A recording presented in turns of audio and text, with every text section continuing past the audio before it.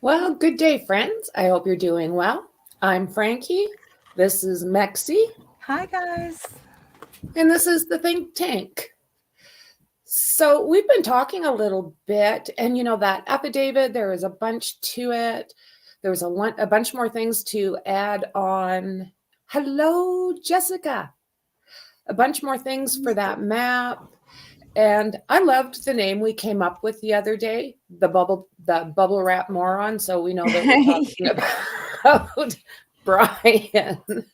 So I know. Hello, AJ. Good to see you. Yeah. So there was just so much that came out the other day. It was almost overwhelming. Jessica, Shauna, good to see you guys. Happy Saturday, slinging. Great to see you. So what do you think, Mekci, about that affidavit after being able to take it in a little bit? I read it 4 or 5 times just to make sure I was seeing things correctly. I think like my biggest takeaway from this is it's got to be Dylan. It's got to be. Yeah, that's just, I mean, I don't know what to say about that, I guess. I think she's still a victim, but at the same time, like, that's just odd. I don't understand it. What do you think of that 7 or 8 hour gap? I think it's bullshit. Right? Like, I get things happen. People, I don't know. I don't know what happened. I don't know what happened to her. But that's a really long time. Like, I can understand an hour, 2 hours. But man,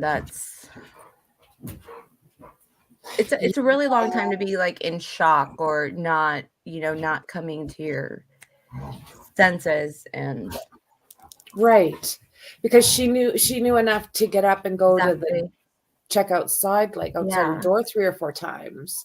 And because something woke her up, right? Like a noise, something. And one of the first things that she commented on was that she opened her door because she heard someone say, "Someone's here."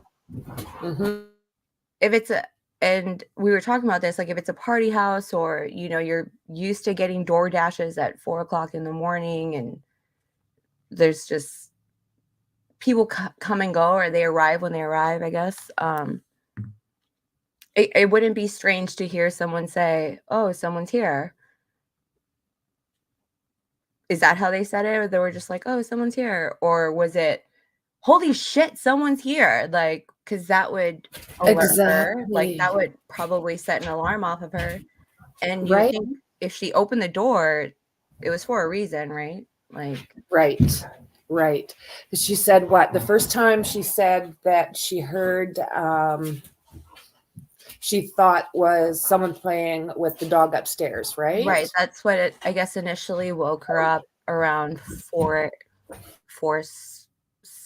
a.m. and some change, I guess. That something about, it sounded like someone was playing with the dog upstairs. And then the first time she opened the door was to check after she heard someone's here. So. And then she went from that to opening her door again because she thought she heard someone crying. Or did she? Okay, first was the dog, and then someone's here. Yeah. And then she thought she heard Xana crying. Is that right? Something like that. Yeah. Yeah. Mm-hmm. And then after that, she checked the fourth time to I don't know what. And that's when she made eye contact with the intruder. Yeah. So when you and I were talking, I'm looking forward to going over that map because, going through, yes, right, Shauna? So she was on TikTok at 4:12. So this is about the time zone that we've been talking about, the different things that he did with his vehicle and Xana being on TikTok and then them getting that food delivered. What is it called? We don't get that in DoorDash. DoorDash coming. And even Bryan's movements around that time. Like there was a lot of Yeah. So and then it was also there was a lot going on. Mm-hmm. And then there was also a very short, very, very short amount of time to commit 4 murders. Oh, it was swift, wasn't it? Because what did they say? 4:04 is when he probably settled? Not even so much settled. It was like 4:04 was the time that he was caught coming back into the area. So now he's like in front of the house doing all that dumb, all the dumb all over the shit place that he's doing. Yeah. And then you have to think, right? You got to park the car, take the keys out, put them in your pocket, unless he just like. Exactly. And where he chose to leave that vehicle. Hello, Blifton. Let's see. What have you got there, Slinging? Where he decided to park still blows me away. Like, he's not a good criminal. You would think maybe a guy dressed in all black with a ski mask on and a knife in his hand with red stuff dripping from it might have been a clue. Right, Slinging? I mean, that's basically what it comes down to, right? Wasn't he in the house at 4:09? So I'm not positive with the exact time. Are you? No, it doesn't say, but like it anywhere between 4 and 4:17. Somewhere in there, wasn't it? Yeah.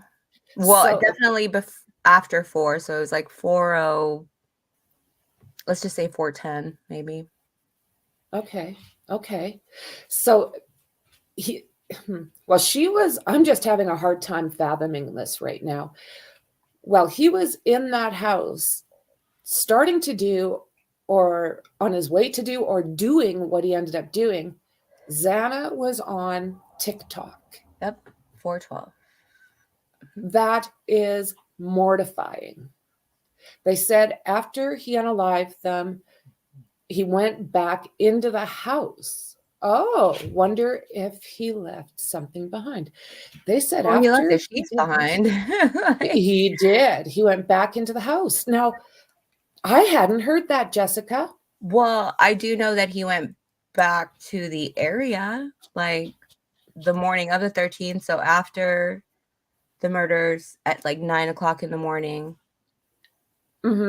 he was in that area doing, right. I don't know, but it's almost like he was, it looks like to me like he was on his way back there just to do a recon when he should have done that. Like, well, he shouldn't have done anything, but if you're going to do a recon, do it before. Or he was going to see what kind of disaster or upheaval he had left behind. Yeah, media, is there cops? Has it been like, because I'm assuming maybe he was probably sitting at home, like Google searching, like something, right? And nothing was popping up. So he finally decided that at 9 a.m. in the morning, after he had gotten home at 5:30, he was going to drive back to Moscow to, I guess, check it out. Yeah. And like Jessica's saying there, he had been around that house up to 12 times leading up to this. You know, had he been so when did he supposedly start this? When was the first time he was by that? Was it August or was it June? The first August was what they mentioned in the probable cause was the first time that he was there was August. Okay. Well, I'm sure they probably know more now, but they know that for sure because he got pulled over, and then when they got the warrant for his phone, they could see that his cell phone data was at the stop and also closer to the residence. Earlier. Right. Yeah, you know, like Jessica's saying, like a stalker, he was stalking these kids. I still haven't decided if he was stalking 1, 2, or 3 of these girls. I still haven't figured out. I really think that Kaylee was probably within that targeted mix. But with that said, I don't know. He unalived a lot of people if he was only after 1. Yeah. Did you see his cell phone was shut off between 3 and 4:30? Yes. Yeah. Mm-hmm. What time? Let's see here. Should we bring up the map, do you think, Mekci? Yeah. Mm-hmm. I bet he thought there was no one else in the house when he went back at 9. That could be. That could very well be. I'm wondering, though, if he was literally stalking them. He must have a pretty good idea how many people were living there. Generalized, that's 12 times. Interesting that the affidavit said he was usually there late evening, early morning. Shows a disturbing pattern. Oh my God, disturbing.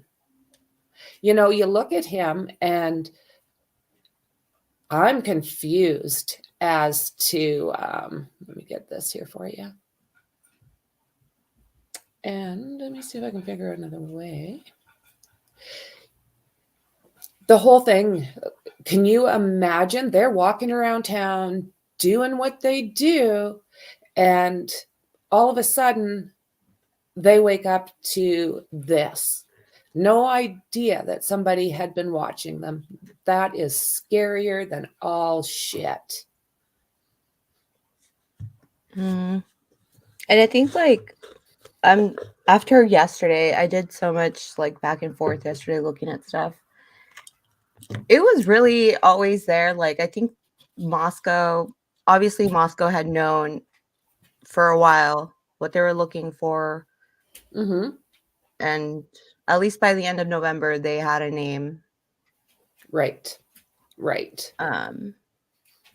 And a lot sooner than we didn't know until this happened, but they were watching him for a while. They had his name early. Yeah. And they were always Moscow was always really careful with how they use their words on those pressers, those press absolutely. Yeah. And now, kind of going back and reading them again, I'm like, oh my God, it was seriously right. They obviously lied about a few things. Yeah. They can do that. The one that really confused me, though, was why they were telling us consistently for any movement between 3 and 4 o'clock when they knew that we should have been looking from, even 3:30 to 5 o'clock. That was what kind of confused me, is they threw us right off. So Perry was saying he could have visited on other occasions where he shut off his cell or left it elsewhere. I'm pretty sure they'll get more accurate information. 100%. He was creeping them. Mm-hmm. Whoa. So who else was creeping though?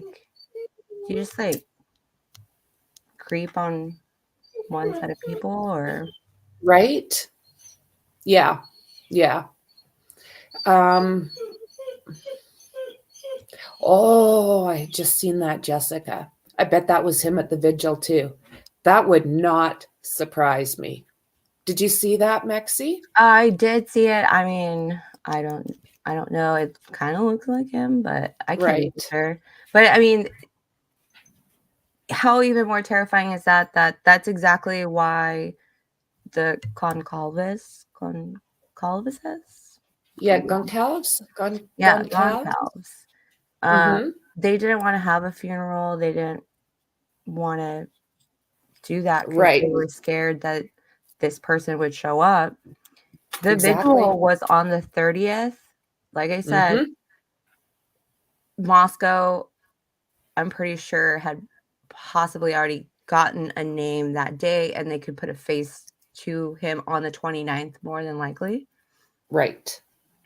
And So you think that they may have known ahead of time? yeah, I think Yeah. that place had a bunch of plainclothes officers walking around. Yeah. Yeah. Absolutely. So there was at least 2 reports by females who suspected an intruder in their homes, but nothing was taken in September and October. Mm-hmm. So, do you think, I mean, it would follow that pattern? Yeah, that escalation, that progression, because you have to start somewhere. Absolutely. Yeah. You just don't go from nothing to Oh, you street wouldn't killer. think so. You I mean, wouldn't think so. I guess you could, but They maybe thought they could trace him with the sheath and Elantra footage themselves, only asked for public help when they were struggling to pin him down, locate the suspect vehicle. Yeah, that could very well be. That could very well be. They, okay, what was it? Like the university cops? Isn't that who first noticed that vehicle in the parking lot was WSU, like their yeah, so security? like by November, so prior to November 25th, at the start of the investigation, as part of the investigation, they did like a canvas for video, Right? amongst other things. And they had already picked up all this footage of this white Elantra, white sedan, being kind of crazy. You see him like a whole bunch of freaking times. And at one of those stops, actually at this intersection right here, it's Steiner and 95. Why does it do that? This on this video specifically, they noticed that the car that drove by at 3:28 a.m. and he starts getting into their house at like 4:05, right? Had no license plate. Right. So that's kind of odd because in Idaho and Washington, you need to have both the front and the back plate. So that was kind of one of their first, just like a little tidbit detail that kind of ended up clicking come November 25th. Once they had gotten like all that data back from the FBI, they gave the footage to the FBI and they told them what kind of car it was, 2011 to 2016. Right. They asked, and Pullman prior to this had actually shared video footage with them because Pullman, it's 10 minutes away. Okay. Like It was very close. yeah, it's nothing it's a hop, skip, and a jump. Like, Right. Like 10 minutes, isn't it? yeah. Like it's So very yeah, why close. wouldn't you look at absolutely all the surrounding areas, especially like the bigger little towns? Because Yeah. I guess you Yeah. don't shit where you eat, and I guess Bryan doesn't shit where he eats, allegedly. Right. Oh my God. But yeah, like whenever the guy quarried him, the first cop quarried him on November 29th, when he just looked up cars registered at Washington State University, because you need to register your car with your school. And it pulled up a white Elantra matching the parameters of what they were looking for. And it was registered to Bryan but he still had it listed as Pennsylvania plates with the school. Right. So they probably sent out a police officer to go and put eyes on the car. So he went and found it in the parking lot. When he ran the plates, it also came back to Bryan Kohberger, but this time that car, that white Elantra, had Washington plates. Right. Yeah. 5 days later, right? Yeah. And then that's where the no plate in the front, had switched his plates out to Washington plates. Right. On the 18th. Now, Jessica, you and I were just talking about this. Did you notice when he smiled at his lawyer? Yeah. We were just talking about that before the show, Jessica. And then he quickly just cubed, like as BTK would say, fucking cubing. Right. He just switched his personality. Like he went from like a weird smirk, like forced smirk. It was kind of forced, it looked like. Wow. To like this no feeling, no. Yeah. Dead. Yeah. Face. Oh my God. Yeah. I don't think, like, he does. He's got those eyes. Like, he's just got those spooky damn eyes. So did you want to show basically the route that was, I mean, we can't swear by this route, but the one that is most likely that morning? Oh, yeah, absolutely. Because this will be, there's a couple of ways to get to Moscow from Pullman, Moscow. One of the quickest ways that it's gonna be taking a highway, which is 270, SR 270. Right. You'll be there in 15 minutes. There's these little roads right here as well that you can take if you know your way around. That would also take anywhere from 15 minutes, right? Yeah. And then there's this really interesting one. I do kind of like this one. It goes, and you can kind of see where his vehicle was picked up, the route that he was kind of on at some point. Yeah. Yeah. Those are all cameras that caught him, right? Yes. He can come down here into Bugsby and then take this road this way. He's going to go past the RV. It's like an RV something park. But this road butts up to the back of their neighborhood. You can actually get there through the neighborhood, the back way. Do you see Sunshine here?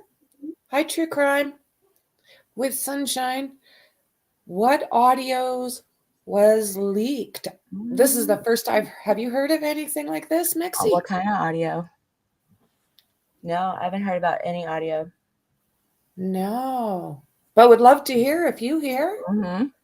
Please share. It's good to see you, by the way. I did not hear of that. Oh, very interesting though, eh? My, oh my. Do we know,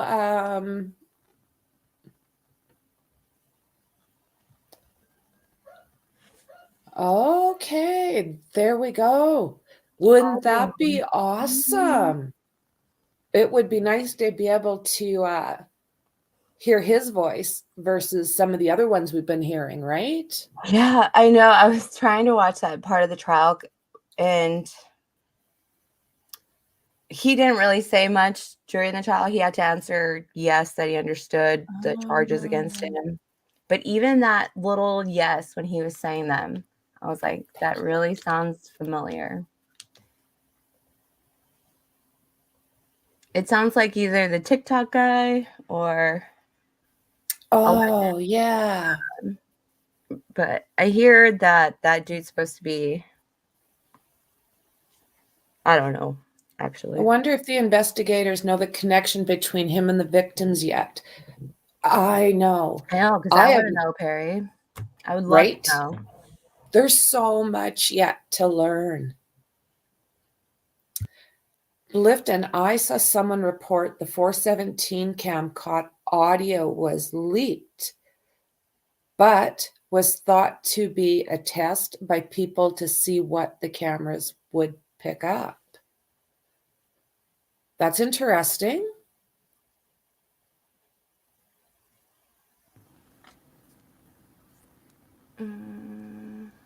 Yeah, there is also that, Shauna, where whose channel was that on again, friend? Mekci? T-Rez. Right. T-Rez. Wow. Yeah, Trev. Okay. I have heard that. But I haven't really heard if that was verified. Yeah. Right? But it was an interesting call, wasn't it, Sunshine? Like very spooky. I was actually making a video on it before we started this live because I just didn't take it. I just took it as more BS, but I'll see if I can dig it up. I mean, if I have it, hard to verify. Hard to verify that. I have it if you guys want to listen to it. Let's do it. Do you guys want to hear it? I wonder if it'll... Oh, Sunshine, thank you so much. Oh, did he? So you would think that they would have done their homework a little bit. So there might be a little bit of truth to this. I mean, I thought it sounded... Like I said, that's why I was like making a whole video about it, because I was deep in thought last night when I heard it. Was that what got you in the mood? Was that? Yeah, because I kept thinking, That's fair. I was pretending, I was like, okay, let's pretend like this really is him. What he said is actually quite interesting, because he starts off saying that he works with 6 fraternity guys and he's in a small college town, and that's actually kind of... Yeah, and he was talking about how many people were asking him about, how do you get away with murder? Tell me when you want me to mute out and we'll play it. Yeah, hold on. Let me actually go through my... I've not had time, but I'm surprised nobody has took the body cam audio and compared them. Well, do you know what? I think we'll be on that. Yeah, because I think that body cam footage that's on... If anyone wants to look it up, the body cam footage that's from the 3 a.m. drunk call on Taylor Avenue, that should have lasted till like a little over 3:30. They would have caught Bryan coming down the street, and I think there's actually a white car that drives by at around that time. Oh, yeah. Yeah, we'll come back to that really quick.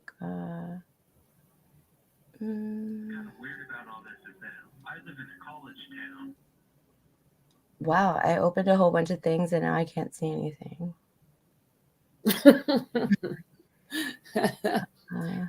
I'll turn off our mics. Hold on. Can you hear it though? Not very well. And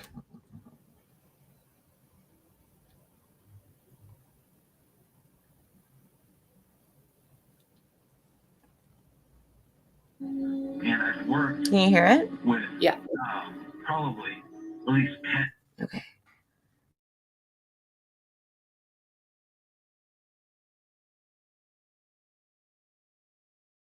And this, if you guys want to listen to the whole call, it is on T-Rev 757.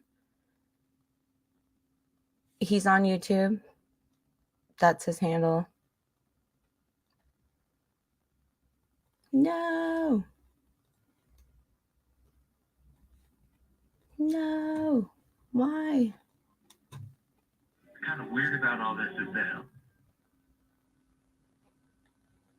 All right. Chat, you guys hear it okay too? Kind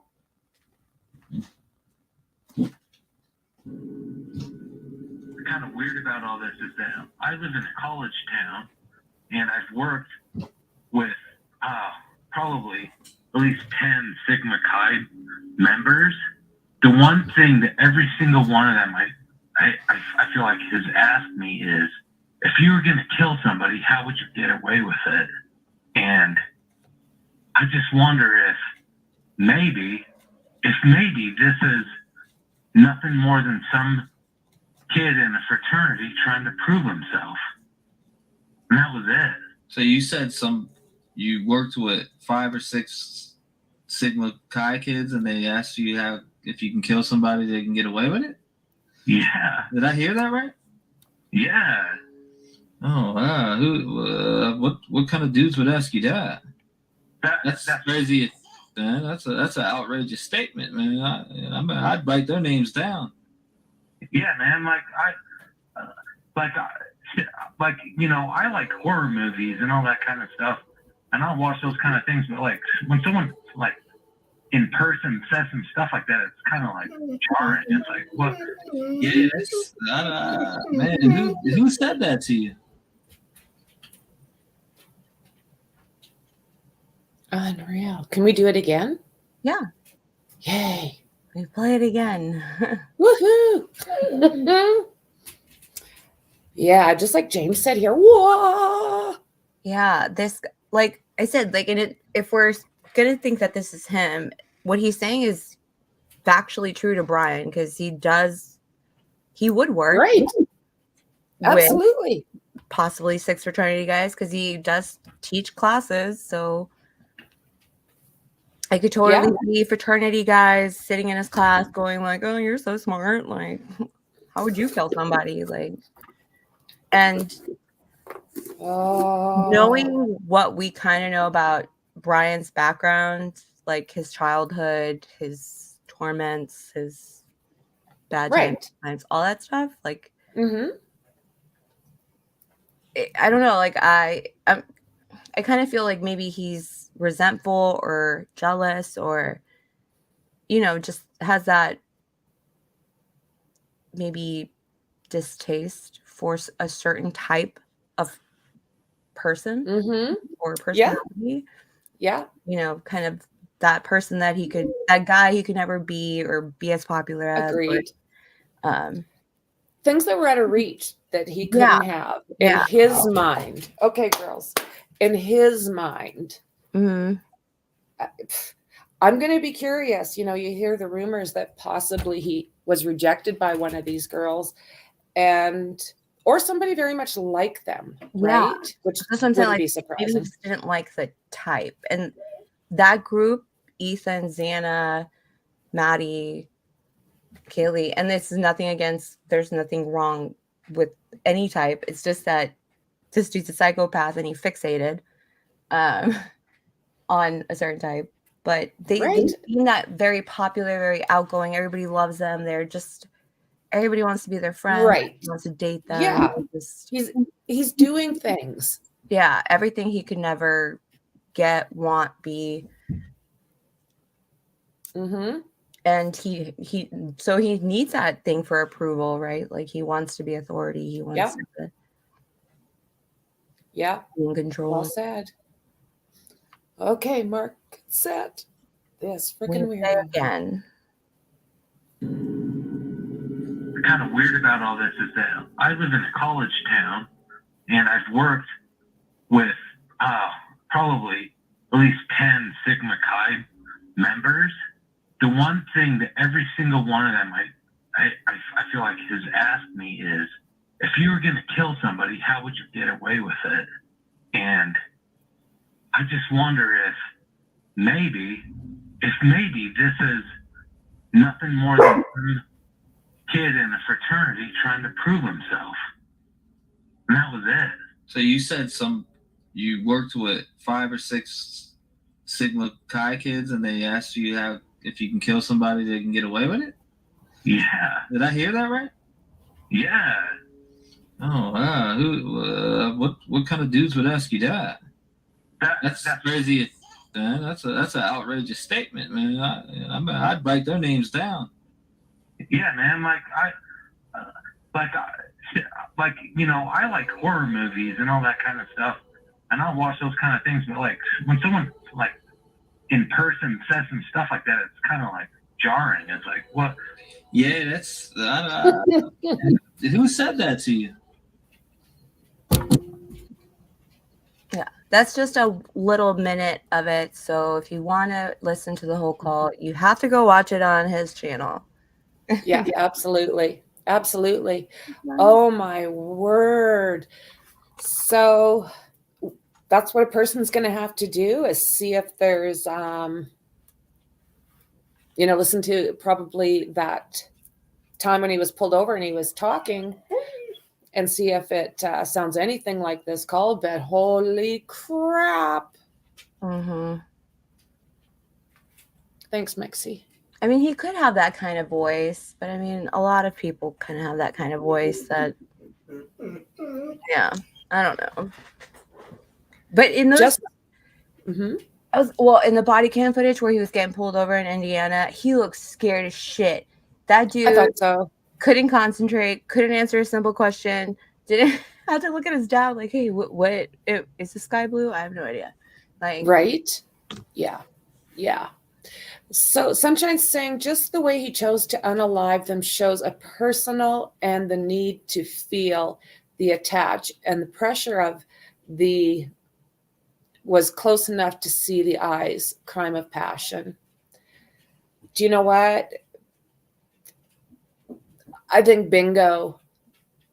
Bingo.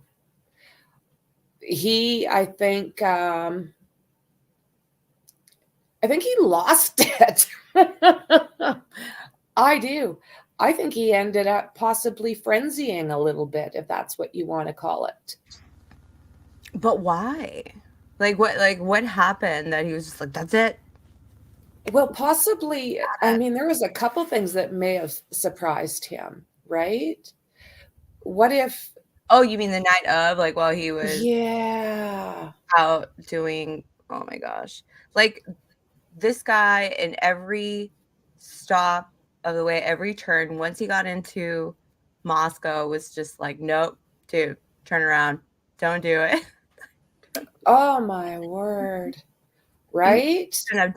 Don't ever do that, but like, oh my goodness. And so many weird coincidences with, what are the odds that you have your food delivery and a freaking lunatic murderer right outside your door?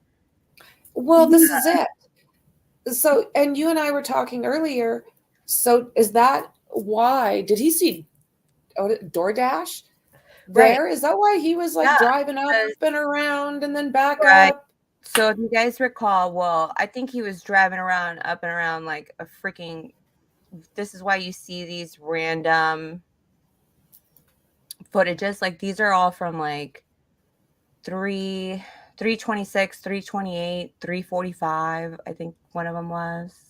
Wait, something like that. But they were all, they were all relatively close to the house. And I think what he was doing was, because again, police, if there's a couple of calls that were there that night. Oh, AJ. So one of the calls is this one right here, Street and Elm. I think that was like a drunk call. I don't know, like, yeah, I can't really remember. But there's also a cop here at like 3:38. There's a situation going on this street, which is literally right next. He was literally crossing the road at the very same time that this stop was happening. Whatever exactly was there. And then let's not forget that right on Taylor, right here, there's that 3 a.m. call. Yes. And they were like there till about 3:30, 3:45, like sitting there, if I like remember correctly. Yeah. So he couldn't come he couldn't necessarily come this way. He couldn't go do what he wanted to do. Because I think he'd been in the area since like he left at 3, close to 3 from Pullman. So he must have gotten in like 15 minutes later, 10 minutes later. Mm-hmm. So he was driving around trying to avoid cops, right? But at 4:04, I guess it clears out enough that he decides now's the time, right? So he's seen entering this area for the 4th time. Exactly. This 4th time. This is 4:04 a.m. Mm-hmm. Right? And they're saying that she got her food at 4 a.m. Yes. So that point, there's a little spot where it says, so at 4:04 a.m., it can be seen the car driving eastbound on King Road. So it's coming this way on King Road, stopping and turning in front of 500 Queen Road, which this is Queen right here, this little turnsy. Right. So it could either be right in front or maybe in the back. I'm not sure. But he is immediately seen after that. The camera picks him up. I'm assuming it's the camera right next door. Right. That picks his car up, trying to maybe park, or maybe what he was trying to do was maybe he did turn around over here and he was like, oh, I'm going to go and turn up Queen and then come park here. But the DoorDash guy was maybe blocking that little entrance right there. Or you'd think he would have pulled right in. Yeah. Or maybe the DoorDash guy was coming out of the parking lot. And that's why that vehicle is seen freaking doing stupid shit right here. Yeah. Yeah. It appears to unsuccessfully attempt to park or turn around in the road. So it was like, bleh, whatever. So then it takes off this way. Yeah. And does a 3-point turn here. Yeah. And comes back. And I don't know what happens after that. Well. Right. As far as they said that he parked basically kitty corner. Yeah. Like you said, like the trash cans should be right around. Yeah. Here.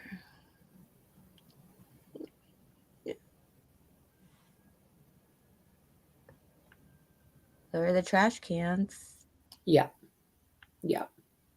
So that apartment, we know that it had a camera as well. So they would have been able to catch that vehicle from there as well.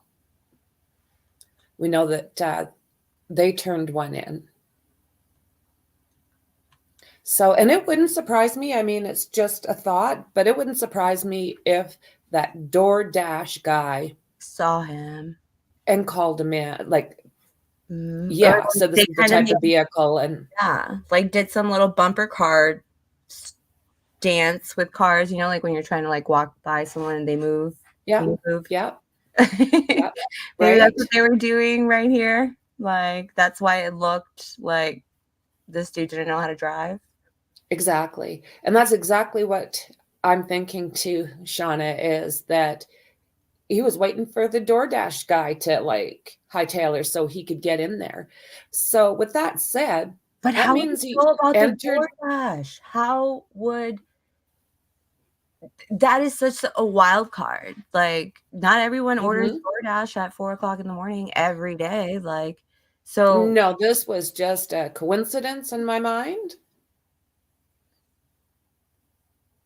And I agree. I think, Sunshine, I think he was that arrogant. I think he is that arrogant that he thought that he could go in there, do what he did, and still be able to, sneak off. Well, everything he did pointed more fingers to him. Yeah. I think I'll turn off my phone because that's sneaky. It's, oh my goodness. I don't think he's the bubble wrap moron. I just we got the bubble wrap because the other day we're trying to figure out how he got out of there and how he got into that vehicle without getting that stuff all over the place. And one of the things was maybe he was in bubble wrap. So yeah. And then somebody else was calling him a moron, and it was like in mainstream, and it just kind of stuck. There is a new report that he was watching them since June. Okay, Mob was live last night playing the clip. So June, I thought I had heard June somewhere. I'm going to have to watch that. That's actually, and his that bubble has been busted. I would be interested in knowing like when exactly he came into town. Like, was he taking summer classes? Did he just move in early? Well, that's the thing. Like, I thought that he moved into that particular spot that he was in was that June? Or was that August? That's where I'm a little bit confused.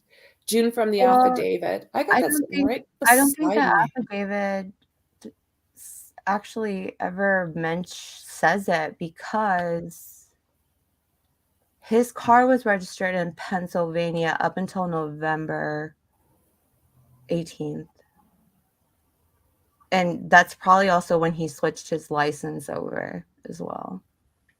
Because I guess like he had when he got here, he had Pennsylvania plates, and he had his car registered with Washington State University even after he plated it in Washington, still in Pennsylvania, which is why they kind of looked at him really hard after that.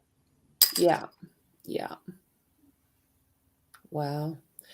So as soon as I actually got looking at this, I landed on the DoorDash delivery. So maybe what I'll do is, this is from the affidavit. Maybe I'll read it out really quick. Hello, Mark. Good to see you. So let's see here. DM. So let's see here.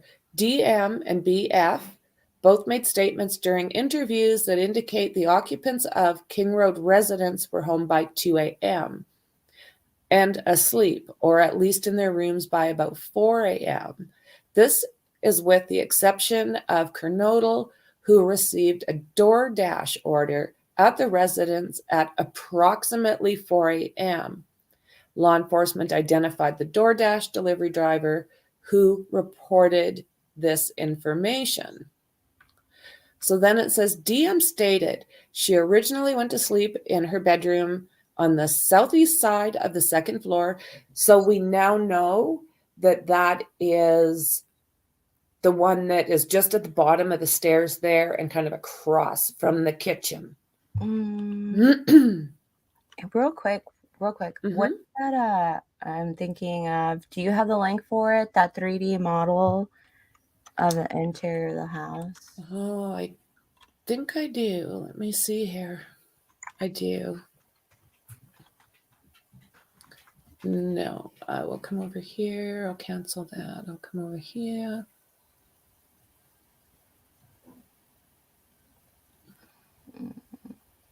That's wrong.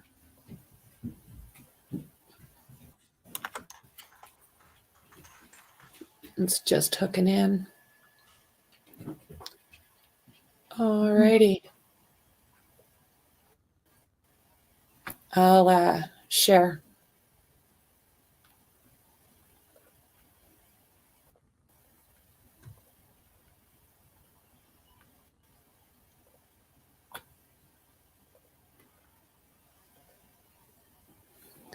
Okay, let's just make sure. Is that coming across for everybody good?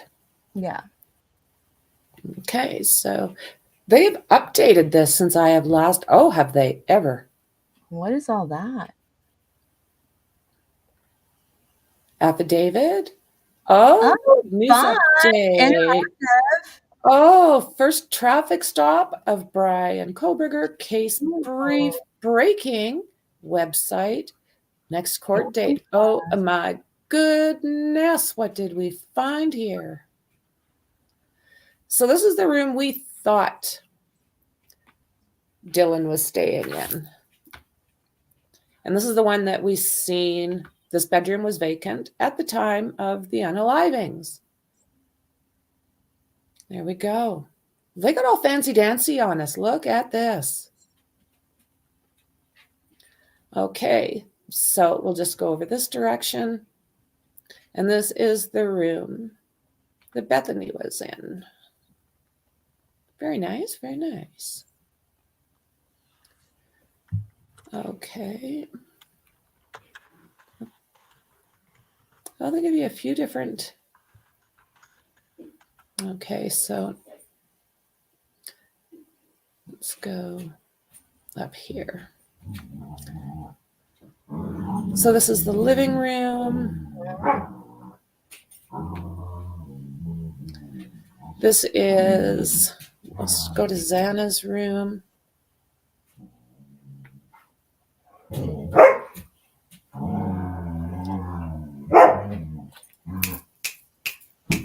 This is the wall where the red substance is trickling down from the foundation at the rear of the house. There is a debate about whether this might be something or something leaking from the pipe. Okay. Wow, eh? So, Xana's room, sadly. Okay, what's going on here? Students TikTok.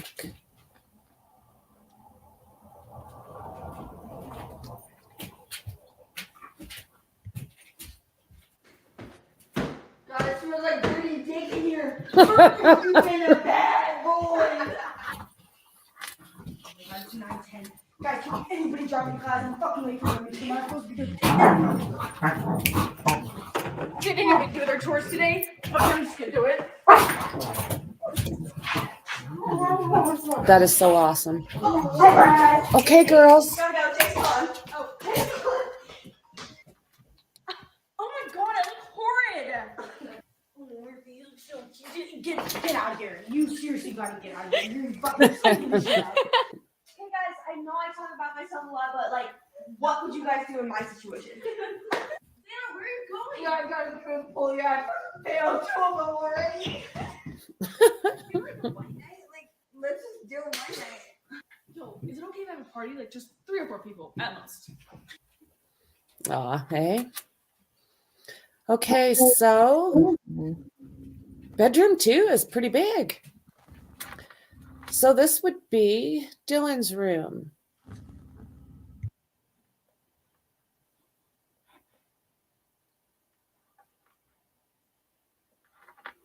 $3A is above.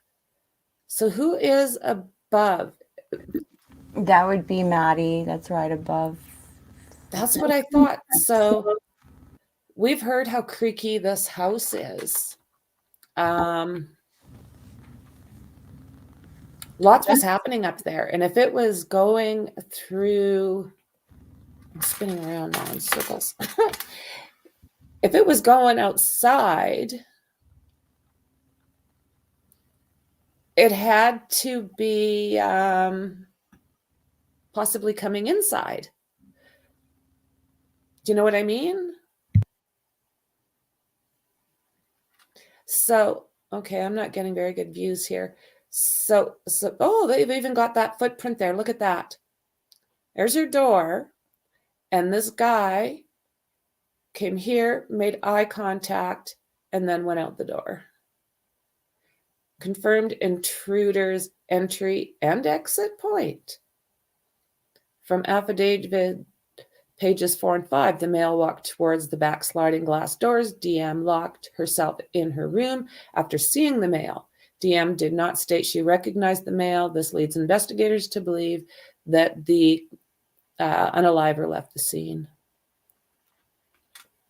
But how does that answer if they use the back door to come in? Right. Oh, but now it's saying possible intruder entry or exit point. Oh, got it. But there said it as confirmed, it says.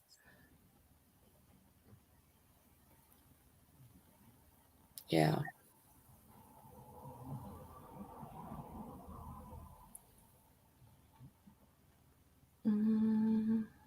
So we've got that footprint, Dylan's door,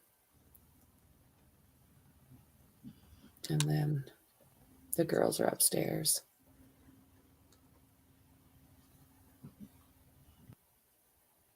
Mark, I don't see a zip code that they ever provided for Johnson. They just said Johnson, Idaho. Oh, they're making you. Up we go. So the bathroom. This would be Maddie's room over here.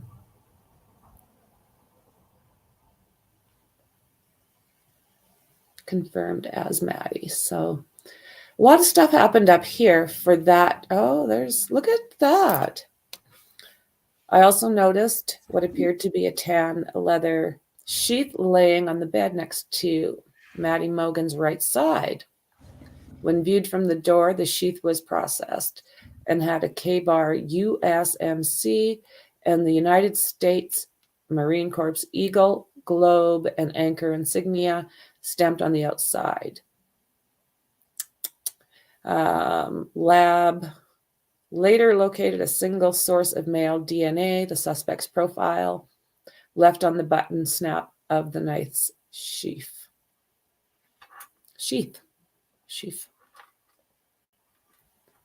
So yeah, that's the house.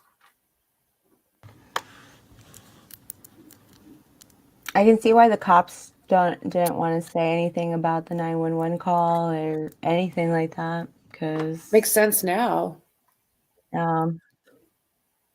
Makes sense now. So I'm just trying to slide up here. So he was in there from what? 4 like ballpark. 7-ish. Yeah. I'm just I mean, this dude must be like Andretti or something with like parking cars or like Flash as well, because it takes me a second to get out of a car and I know that I'm supposed to be getting out of the car. Like, right. Yeah. You need to grab all my stuff, make sure everything's like I don't know. I feel like this guy planned for everything, yet was ready for nothing. Like, yeah, well said. That's a great description of what seems to have been going on here.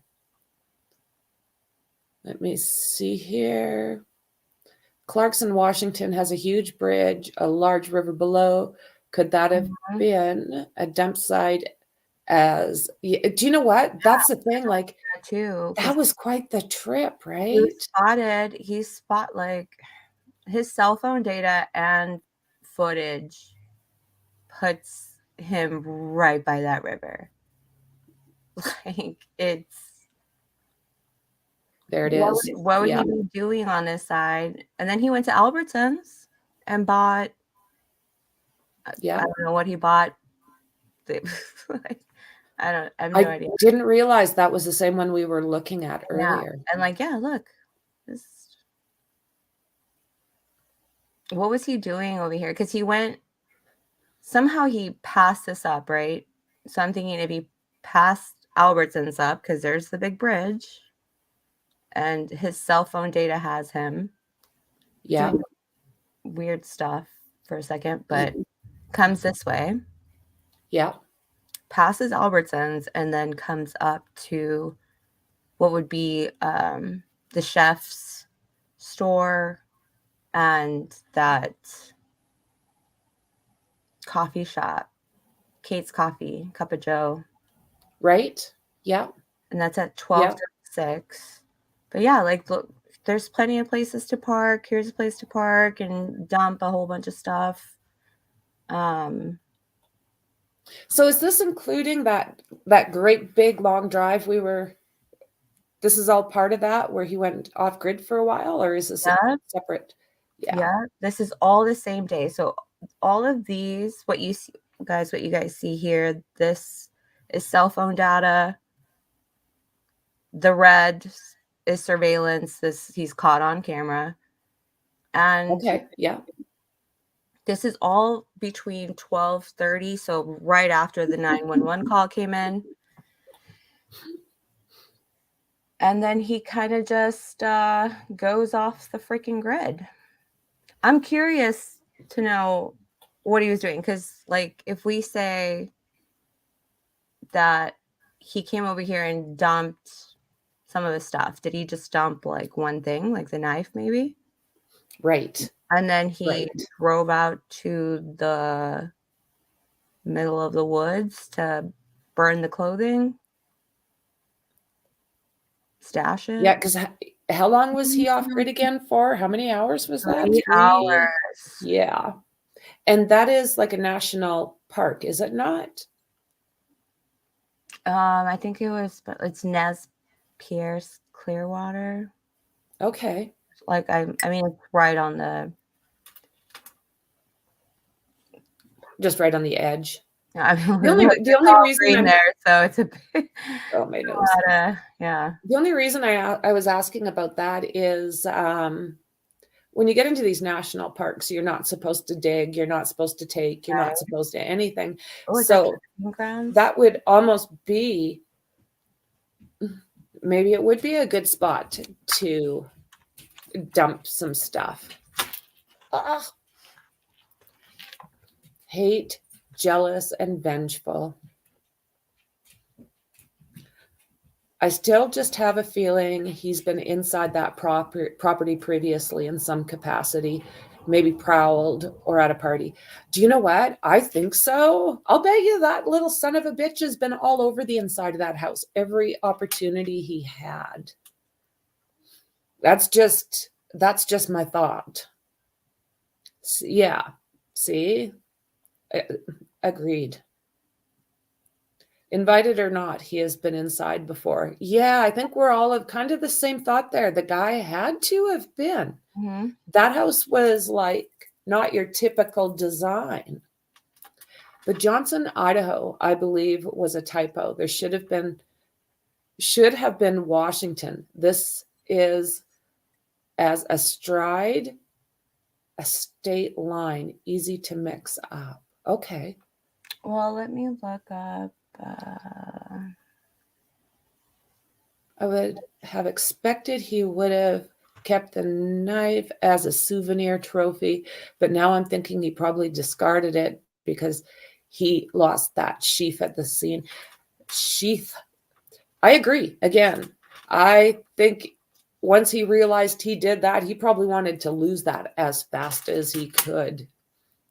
And I don't know, maybe he took something else as a trophy. They tend to like to do that. There's quite a bit of evidence for him to explain away. Exactly. Not looking good for Bubbles.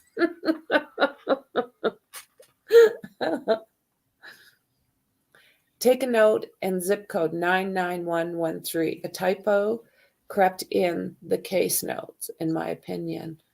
But where would that typo even be? Because I didn't get Johnson, Idaho from a zip code. Because, like, on the affidavit, or sorry, the probable cause, it just says Johnson, Idaho. and then the numbers next to it, because there's numbers next to it, but it's a 4-digit number, and that's his phone number. So, I mean, it's possible because, I mean, Johnson, Washington is actually in the area where he did that. So when he left, allegedly, I don't know, he would have came down 95. His cell phone data, this is when he first turned on his phone again after turning it off at like 2:40 in Pullman. Right. He turned it back on for the first time right outside of Moscow. And then it catches him going towards Guinness, but then it says that he heads south towards Union. So I think he might have, there's like a road here he might have taken to come back up to Pullman that night. But Johnson is on the way up, back up from that route. So let's see here.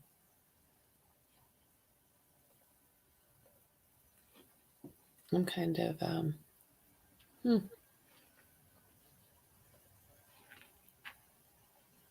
He's very bold, pretty bold to clean the car like that, just out in the open, then trash. God only knows what. Exactly. I do not get it. No, not at all. Not at all. So that round trip took this one here, a good hour. Good hour. Yeah, if he was out of, because he was seen leaving by like 4:20, and they think that he might have exited via Conestoga and Palouse River Drive. And Palouse River Drive connects you, will take you back to Pullman, like at a pretty straight shot, kind of. But he went the long way. He came all the way down 95 and unreal. Do you think he possibly was doing this just to confuse the situation that much more? I mean, the thing though is once the police found the guy that they're interested, their suspect, and they got all those search warrants, like everything just kind of fell into place. Like it was kind of obvious that it would be him, just from like the lack of cell phone data and the way the cell phone data kind of happened during and after the murders. Like it looks super suspicious. Exactly. Yeah. You know, you can't be guilty for just being in the area and doing weird shit. So, oh my goodness, he just has done nothing. Oh my goodness, for somebody that was, like he was supposed to be so smart. Everybody has said he's so smart, and not so much. Just really not so much. He made mistakes pretty much every which way. Like they seem to have him every which way but Sunday. You know, they he's left everything for them. Everything that they need, he has left, from stalking them for months. The only thing that we really don't know at this point is, was there one target? And I think we all pretty much think there was, right? I don't know, to be honest, because I can't really, I don't know what his deal is, man. Like, I think maybe if I know like what connection there is, if there is one, and what degree it is in there, might make a little more sense. Maybe, but it seems I don't know. I can't. Well, I think what the dude's thing is. I'm going to jump back into some of this. stuff that Dylan was saying. I find that quite fascinating. And it tells us a little more each time I read it. I am learning a little bit more. It's like, oh my God. The first couple of times you go through it, there's just so much to absorb. But literally, we would have to be on here for hours and hours to go through this thing and pick through it like a person should. So she is saying, oh,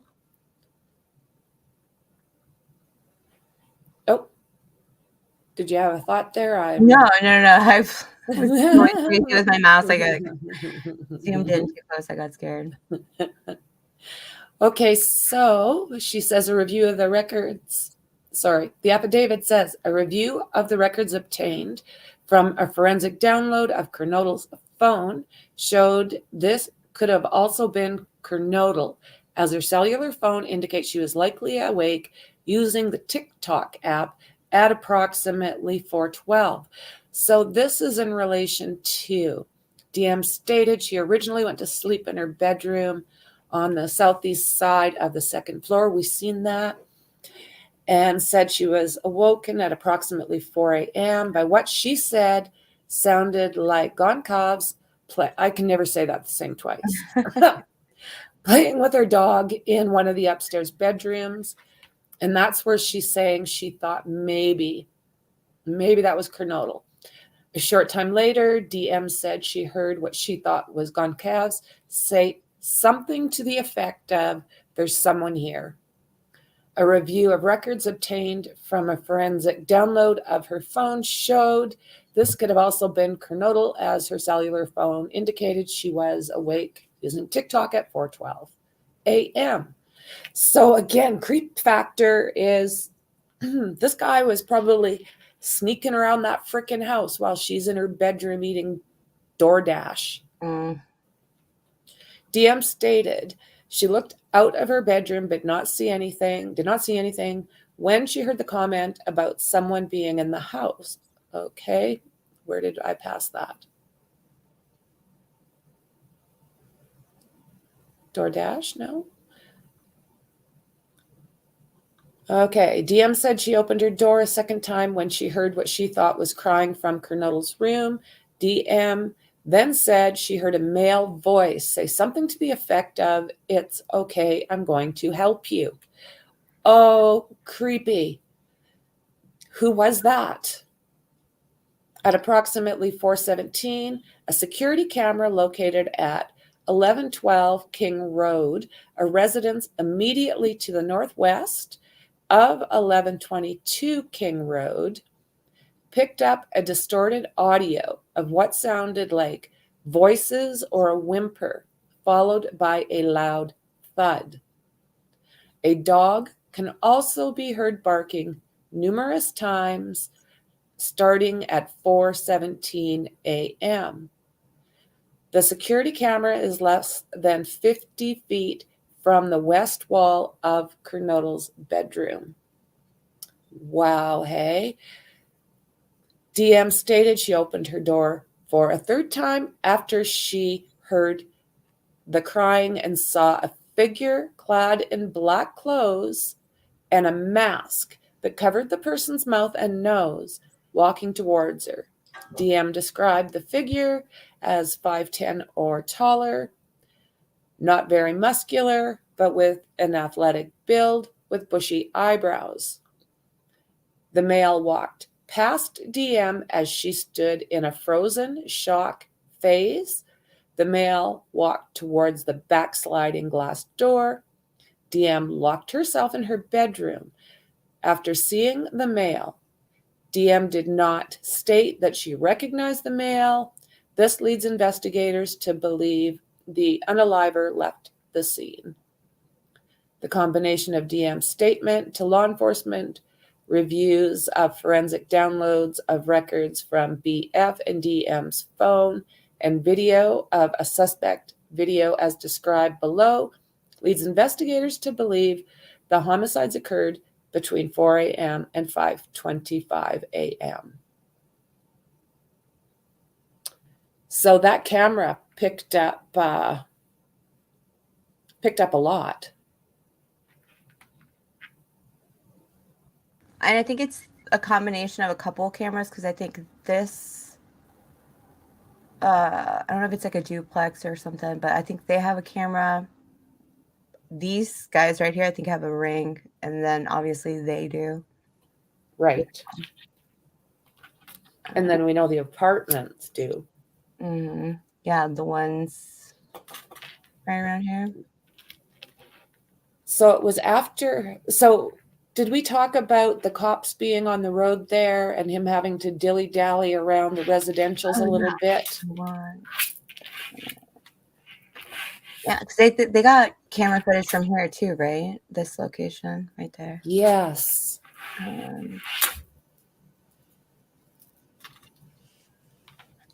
Yeah. So these little blue question marks, other than this one closer to the house, that one's just the 911 call. But that one, the band field, that's the drunk call. I have to do that. Right. And then, of course, the body cam footage. That cop would have been sitting there for a minute. And then the one on Taylor. Yeah. And then there's one right here, but yeah. And so he waited for that cop to leave, basically, and then he had to wait for the DoorDash. Yep. And wiggled around in there for a little while, and then he did this crime, and that's when he headed out. Yeah. On his long road trip. Where is that? So, review of multiple videos obtained from the King Road area, this neighborhood right here. Shows a suspect vehicle starting at 3:29 a.m. So you can kind of start seeing him making some turns. And then it leaves at 4:20. These sightings show suspect vehicle 1 makes an initial 3 passes by the 1122 King Road residence, and then he leaves via Wallanetta. Wallanetta is this road right here. Okay. And I think there's a camera probably at one of these houses. And then he took that one kind of through a residential area, right? Yeah, he kind of got lucky, zigzagged around. The guy that wrote the probable cause warrant, Payne, I think it was, right? Yeah. He mentions a couple of times that from his experience from being like a patrol officer in the area, I guess he really got to know the streets, obviously. And it kind of shows that these guys like literally put their boots to the ground and like canvas. Like they probably went door to door. Exactly. In all these houses asking for footage or anything. And because Bryan, or that vehicle, should I say, wasn't seen like exiting anywhere where there were cameras, I guess they deduced that he probably exited here. Right. Off of whatever that road was. Yeah. And then hooked on and then went on his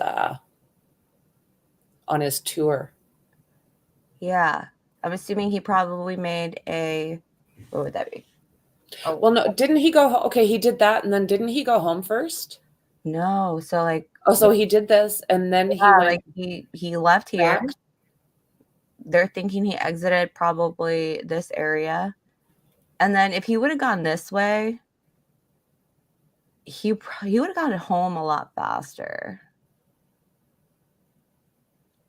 Because absolutely.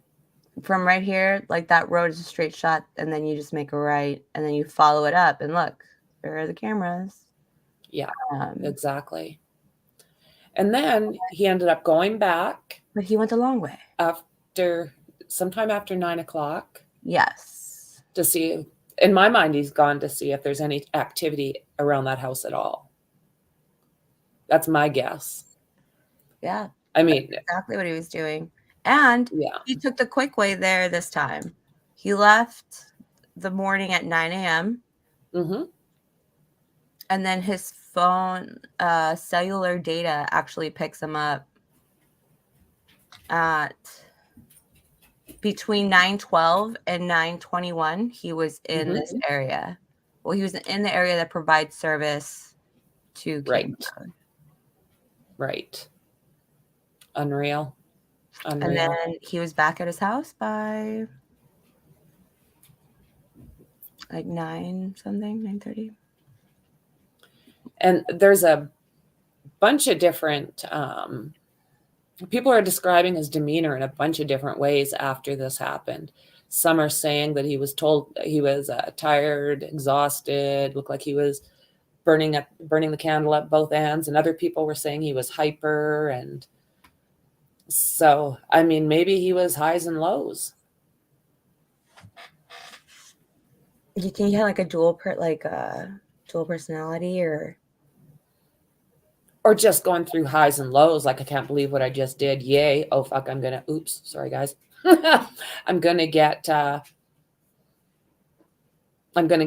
And then back to, ooh, look what I did, to, ooh, I'm going to get caught. Yeah, that sounds really stressful. Right? Yeah. like unreal. Don't do those things and you won't feel that way. Like, exactly. And even when he's in court, like, sometimes it looks like maybe he oh my, here we go. It looks like maybe he's got some arrogance and confidence, and then you'll look at him again and he looks scared shitless. So I'm not too sure what's going on.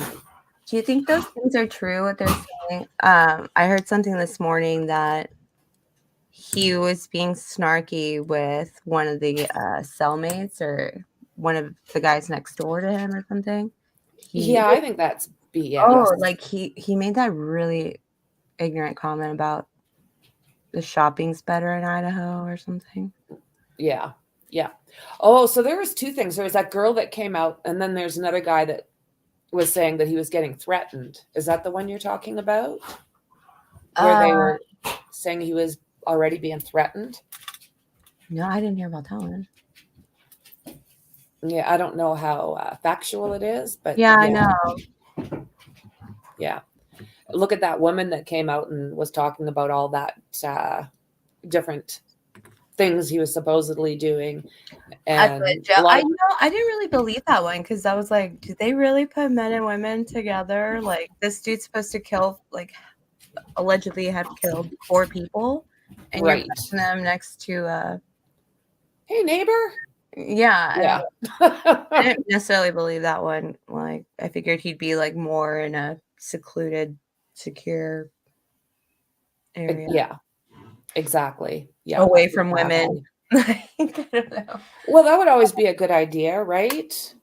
That would always be a good idea. Yeah, I think it's going to be interesting what comes out now, what doesn't come out, what they keep behind until trial, what slips out. I think we're going to probably hear quite a bit still. I think that things will start coming out. People start talking a little bit more now that they have yeah, he did talk about Thai food, and his dad's like, oh no, WSU, and he looked like, ooh. He wasn't looking like a happy little boy. He looked freaked right out. Oh, his eyes just went boing. Yeah, he was hyper aware, but food. yet I don't know, like, you couldn't even answer a simple question that he should know the answer to, like, right off the top of his head. Like, he was just like, what? Wait, what? What did you ask me? I'm sorry. Like, exactly. Yeah. Did I say the right thing? Yeah, he was looking for his dad for confirmation through a lot of it. He was absolutely like, anxious to, like, kind of leave the situation. Oh my goodness. Yeah, he hung out there for a few weeks waiting for the doorbell to ring. Just decided to ring that doorbell at his parents' house. That's okay. They got him. It was it wasn't looking good for a little while there. I mean, the chatter was not really great as far as, oh, they're going to catch him. No, they're not going to catch him. They have no idea. They're, in over their heads. And no, they were wily. They were had like wily. solid, good, old school detective work, like good deduction skills. Like they really did their work, their research. Absolutely. Yeah, absolutely. So, Mekci, we've been on for about an hour and a half again. So, is there anything that you want to get out before we jump off? Yes, I did want to mention one thing because, like, I know I had that question previously, like in a live. I was like, "Hey, do you guys think like he was sitting at Pullman, like shit in his pants whenever that other incident happened where they had the SWAT team show up at like 3 a.m.?" And I got my answer. He wasn't even there. Oh, you see? He had already been on the road. Because he got picked up in Colorado. Yes, right. Not picked up, but like, what are those like roadway camera things? Toll roads, like one of those toll road camera things. Right. That's where they caught him. Yeah. Do you know what? To look him up, Shauna, it is the most bizarre thing. You run him and nothing shows up. I've never seen this before. Like, not a phone number, not an address, nothing. Like, he doesn't exist. It is the most bizarre thing. What do you think of that? What makes sense now that I know what he studied? Like, it does mention that he's like a data cloud forensic, like, kind of person. So like he would do the scrubbing on your data off the internet, like Data Seal. Have you seen those like commercials? Like it's like yes, that's exactly what that would do. It would just like scrub your info from. Yeah, it's not like you don't exist or don't have like a credit report. Like it just doesn't. It could mail as always. Yeah, you could always like. That's. Yeah. Yeah, absolutely. But absolutely. License plate reader, December 13th in Loma, Colorado. He was already long gone. Absolutely. Yeah. Look at that. Yeah, so it's going to get into like, did the family know anything about this? This is what's going to be next. Did you happen to see that his mom sympathized with Ted Bundy? That article she wrote, like an article to the newspaper about him being put to death and how she thought it was wrong because,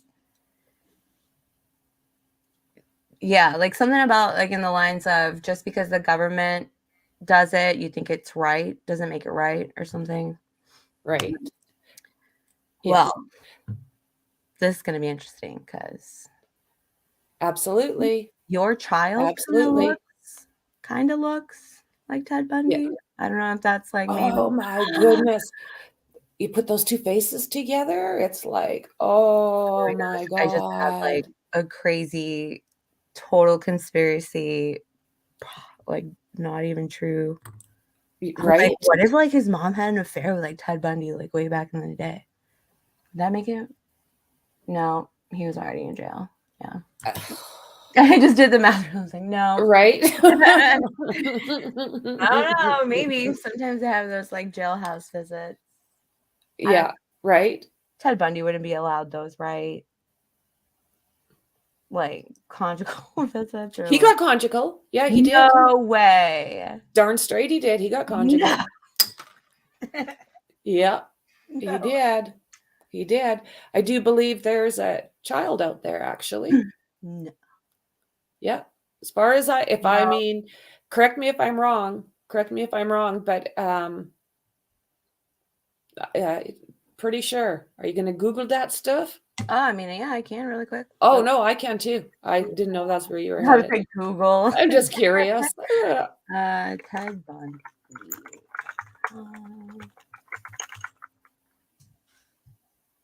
Yes, he had a kid, right, Rose. Shauna? I thought so. Rose Bundy.